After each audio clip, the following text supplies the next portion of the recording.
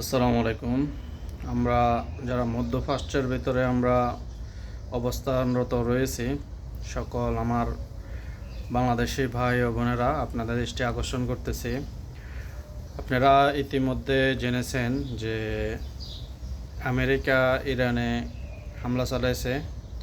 তাদের যে পারমাণবিক যে স্থাপনাগুলোতে তারা সফলভাবে হামলা চালাইছে।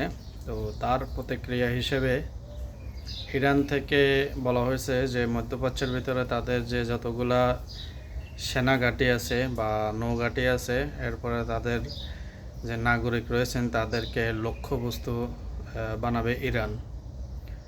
তো সেই বিষয়ে আপনারা মোটামুটি জেনেছেন।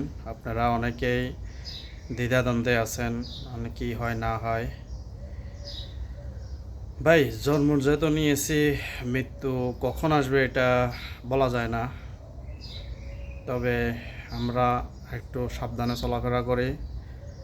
তারপরে যে যে দেশে আছেন ওই দেশের আইন কানুন বা রুলগুলো ফলো করবেন, যে তাদের দেশের সিটিজেন রেসিডেন্স প্রত্যেকের যেই দিক নির্দেশনা আসে সেগুলো মেনে চলবেন এবং তাদের যে যে যে দেশে আছেন ওই দেশের ওয়েবসাইট কিংবা তাদের নিউজ পোর্টালগুলো খেয়াল করবেন এবং যে যেখানে থাকেন না কেন নিরাপদে থাকবেন, আতঙ্কিত হওয়ার দরকার নাই।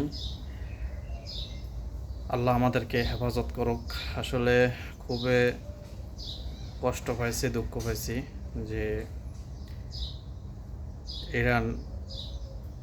ইরানে হামলা করছে তারা।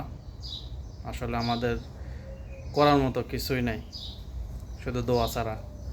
দোয়া করি আল্লাহ যাতে সমস্ত মুসলিম উম্মাহকে হেফাজত রাখে। আমিন। আসসালামু আলাইকুম।